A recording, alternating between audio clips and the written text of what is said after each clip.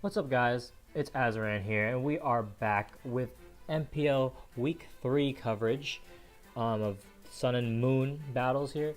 This is the matchup of the Petalburg Porygons versus the Mauvile Memers. So, for the Porygons, we've got Dominatio and P2.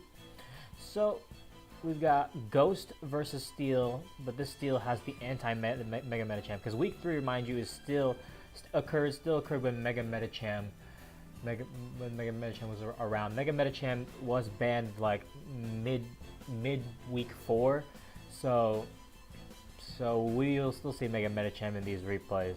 So here we go. P2 leads off with Heatran, Dom leads off with Sableye. Sableye goes straight for the Prankster Combine, Heatran goes for the Flamethrower, does 78%. Dominator is going to switch out into Marowak here as Heatran goes for the Flamethrower again. P2 is going to switch out into Cobalion as Marowak goes for the Boomerang, gets a crit, but it didn't matter because it was still going to 2-hit KO. Celesteela goes for the EQ. Now, I don't get why Dom did not switch his Marowak out. Like, his Marowak could have still put in some work, and I guess he was fearing.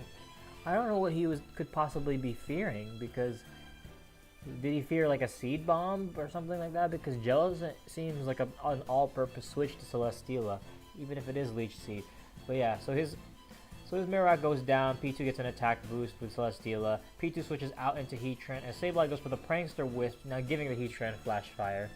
Finally, Dom goes into Jellicent here as Heatran goes for the Flamethrower, does 30% with a Flash Fire boost. P2's going to switch out into Ferrothorn, and Jellicent's going to Scald.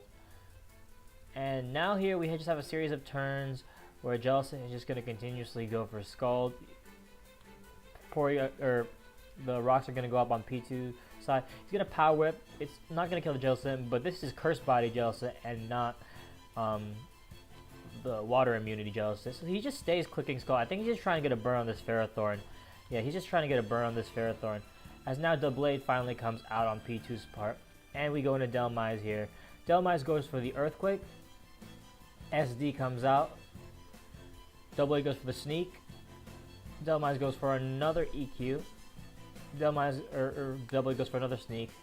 Dominatrix goes into Mimikyu here. He goes for the SD. He goes for the SD, and Sneak is not able to knock out the Doublade, and that is a GG because the Sableye is at 30%, and the Jellicent and Gengar will die on sight. So P2 takes a convincing 5-0 victory. I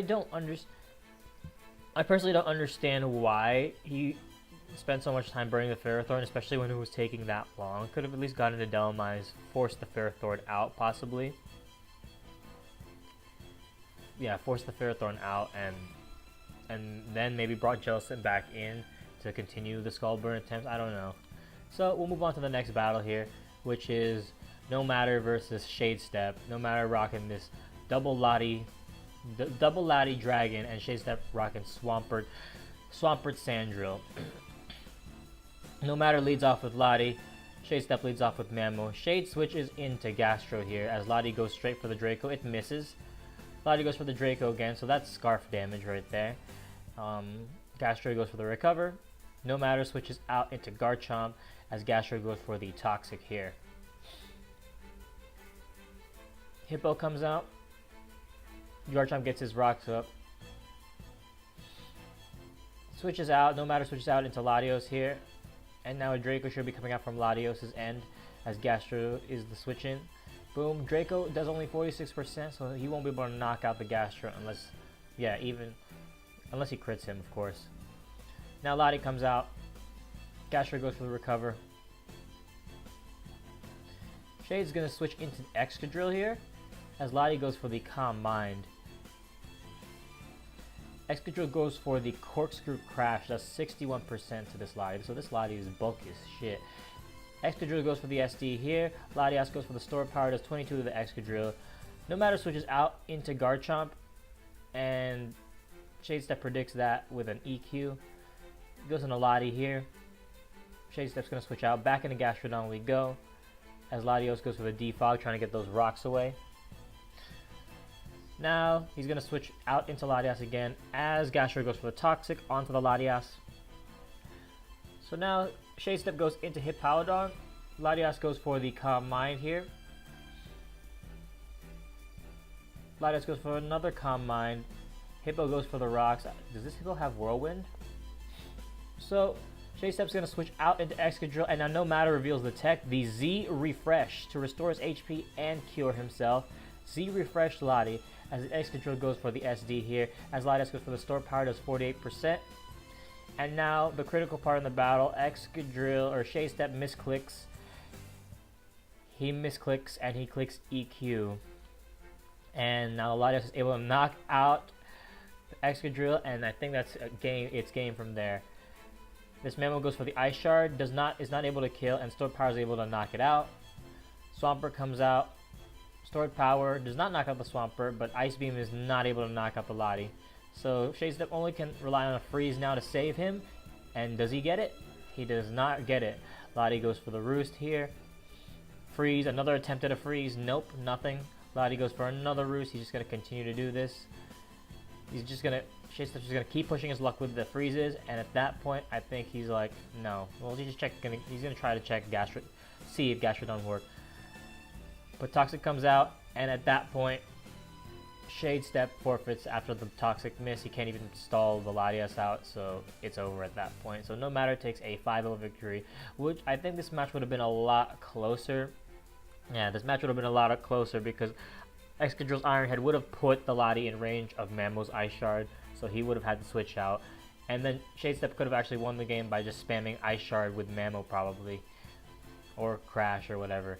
So that's unfortunate, but now we move on to the best of 3 matchup for the Porygons versus the Mauvile Memers, which is Clearly versus level 56. So Clearly here is rocking Dark.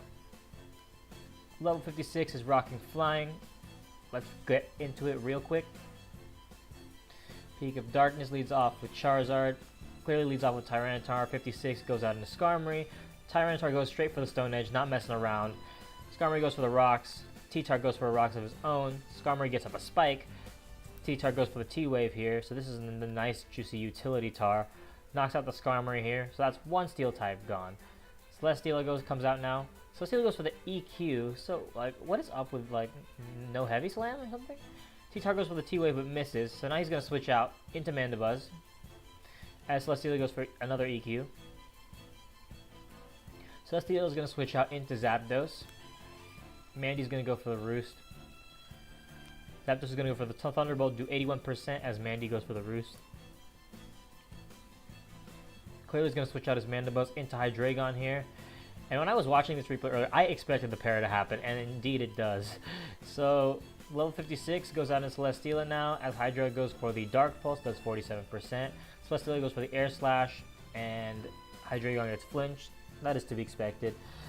Celesteela goes for the Giga Drain, recovers a little bit back, and is able to live the Life Orb hit. So now, Greninja is going to come out onto the Celesteela. Greninja is going to use Ice Beam and knock out the Celesteela here. And now Togekiss comes out. Curly's going to switch out into his Tyranitar to take the Air Slash hit. It only does 7%. And the sand is whittling here. So level 56 switches out into his Charizard. I guess sacking it maybe? I don't know. So he sacks the Charizard here. And out comes Zapdos. And Zapdos' T-Bolt is able to knock out the Tyranitar. And now Greninja is going to come out. And I think Ice Beam is free at this point. Yep, Ice Beam is free. Going to be able to knock out that Zapdos. As now we go into Togekiss here, who's now at 45%. Air Slash comes out, knocking out the Greninja. And now we go into Muk, Alolan formation. Togekiss is going to go for the Air Slash and no flinch. First turn, no flinch. Muk gets the Poison Jab and destroys the Togekiss. And at this point, this Dragonite is D-Dance, and he needs to break through the Mandibuzz. But Poison Jab has a high chance of poisoning, especially with Muk's ability.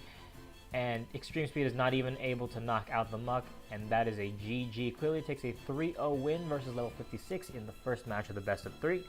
So now we'll move on to match number 2. Alright, so level 56 has had enough and is going to bust out the Metachamp team. Clearly he's not fucking around either, and he's bringing out the Fairy team that we've all come to know and love. So both teams very familiar here. So level 56 leads off with Deoxys, clearly leads off with Coco. Deoxys goes straight for the Psycho Boost and is able to absolutely nuke the Coco. So this is Life Orb, hazard setting Deoxys. Damn. So clearly goes into Magearna here and goes for the Floor Cannon onto the Victini. Clearly switches out into Azumarill, goes for the V-Create, and it does half to the Azu. 56 is going to go into Lottie, as Azu goes for straight for the knockoff, knocks off Lottie's Choice Specs. He goes into Gothitelle here, 56, predicting the Aqua Jet. Now this Azu is dead, and Tapu Bulu comes out on Clearly's part. 56 is going to switch out, just sacking his Latias to the Wood Hammer, or Latios. And now, level 56 is going to bring out Victini to take another soul with V-Crate, and that soul will indeed be Tapu Bulu. So now, we've got Klefki going out here. I felt like he shouldn't, well, I don't know. Yeah, it was fine to switch that out. What am I talking about? So this Gothitelle is going to spam Hidden Power as Klefki gets up the screens and the spikes. At this point, since the Klefki can't switch, I would have timed it. I would have timed it so that the screens. Yeah, so this thing is double screens T-Wave, as you can see right here. So Peak of Darkness is letting the screens, like, yeah, I know he wants to I guess I know he wants to let the screen like kill the Klefki so he can't screen again, but now he's given the Magearna an opportunity to be here and start setting up, and this is the downfall, I think, of level 56. Maybe if he stalled out the screens then had Victini in versus Magearna, he wouldn't get an opportunity to set up. But now Magearna is set up, and he is able to outspeed the Scarf Victini. Goes for the Twinkle Tackle Z move, which is enough to knock out the Victini. Soul Heart's coming. This Alakazam Satchel will be able to live a hit, but it does not have Mirror Coat, and I think HP Fire is only going to do 45. And now all he has to rely on is now Metachamp Fake Outs to save him. So Fake Out comes out here, gets the flinch. So I think at this point it's GG, because like I don't think even with a crit Fake Out's gonna knock him out unless he has Bullet Punch as well. But I don't think he has Bullet Punch. So here's a Fake Out. Yep, not able to knock him out. And then yep, another Fake Out. GG. That's all he can do, and clearly takes the best of 3, 2-0, winning the second match, Fairy versus Psychic 2-0. So that's the end of the coverage of the Porygons versus the Memers for week 3. Hope you guys enjoyed, and I will see you guys on the next MPL coverage video. Peace.